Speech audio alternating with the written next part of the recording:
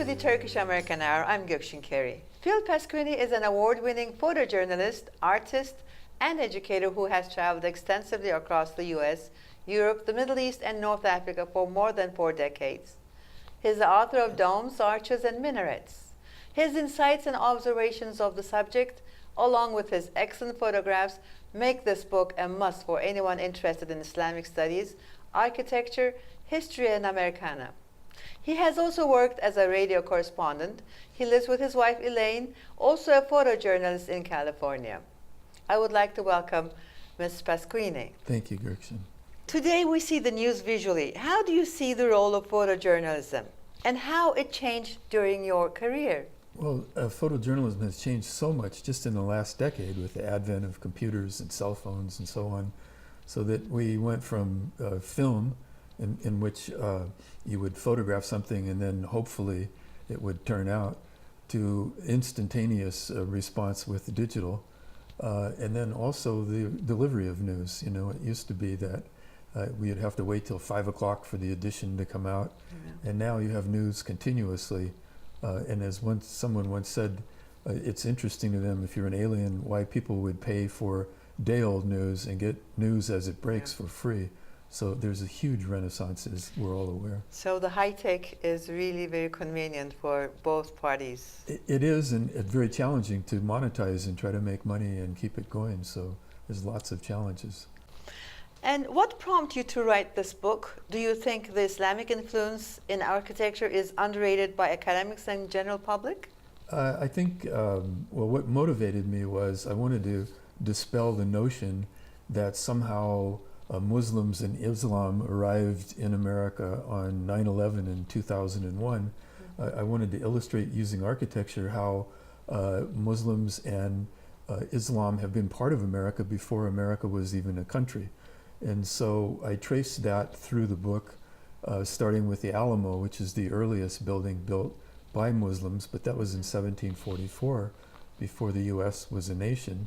I think that academicians understand that history, those involved in Middle Eastern studies certainly, but the general public is familiar with Islamic-style buildings on the landscape, but hasn't been able to make that attribution, not really understanding what Islamic architecture looks like, and certainly having not covered that, you know, in schools and education, U.S. history, and so on.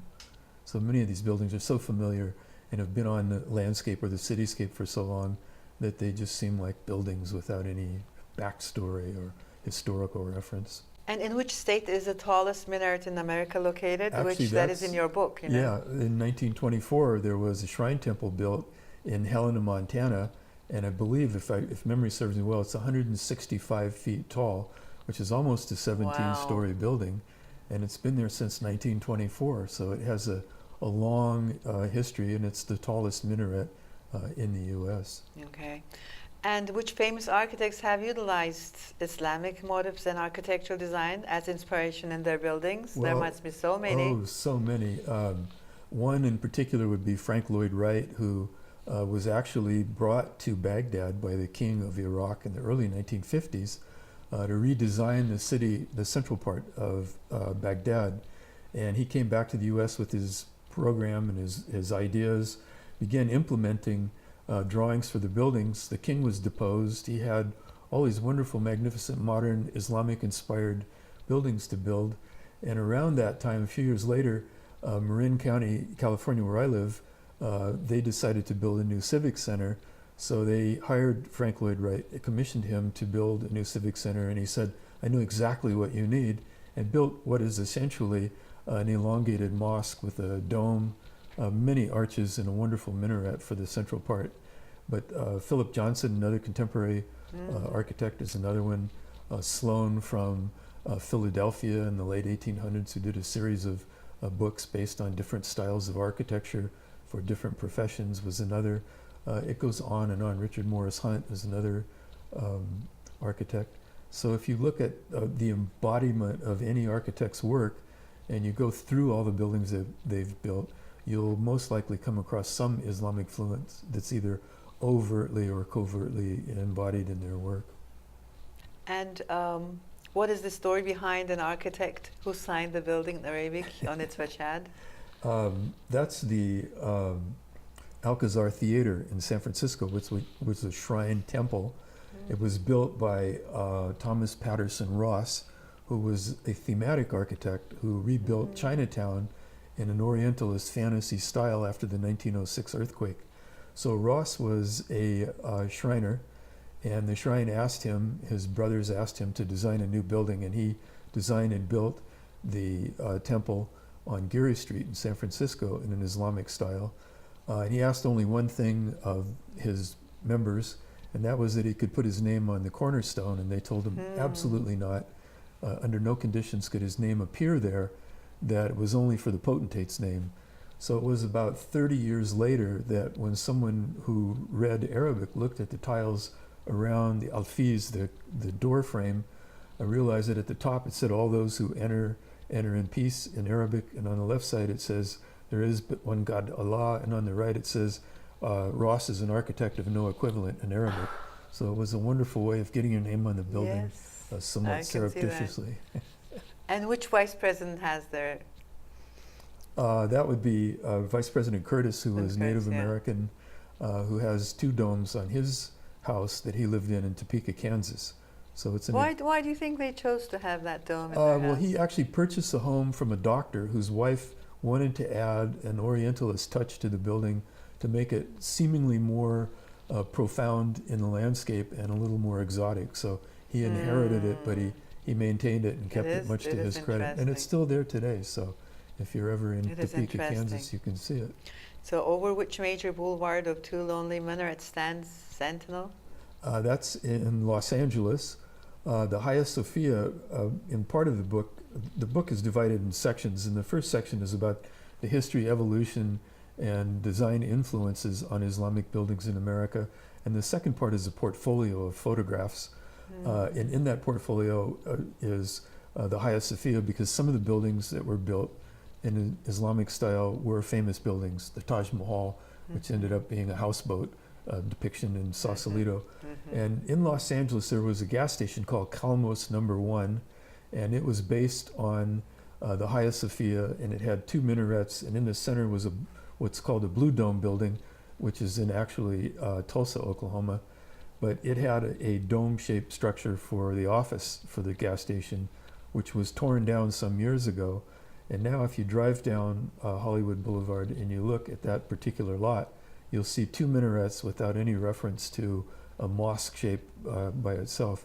So it's somewhat interesting. Some people think they're missiles, and some think they're some kind of a Pee-wee golf course that was torn down, but it actually goes back to this Islamic design. Yeah.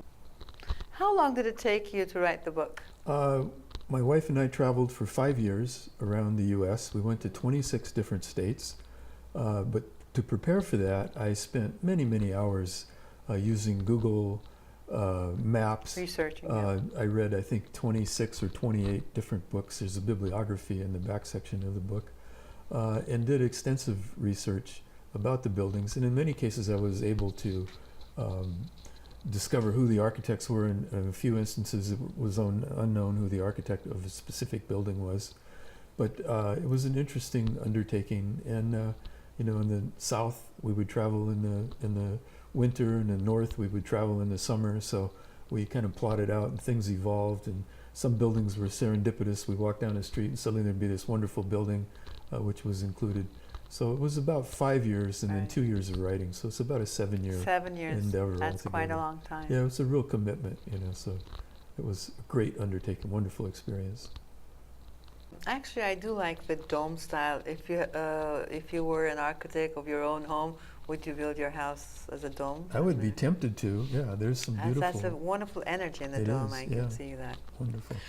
Mr. Pasquini, as this is your second book, which one was your first book? The first book I wrote was called Indentured Immigrants, and it's the story of my mother's family's journey from the Holy Land across North Africa to Morocco, and then on to Spain, and then Portugal, and then the island of Madeira off the coast of Morocco. Very interesting. And then in 1885, they sailed around the Horn to Hawaii, where they worked as indentured sugar plantation workers. And then the book ends with their arrival in California and how the family has progressed since then. Very interesting. And is the third book coming up? If I did a third book, it would be a sequel to Domes, Arches, and Minarets, because I've discovered so many other buildings in the meantime that are just incredible structures all across the country. So if I can find a patron to underwrite the expenses, I'd be happy to write it. Mr. Pasquini, thank you so much for being with us today. Thank you. Thank you for watching Turkish-American Hour. I'm Goksin Carey. Goodbye.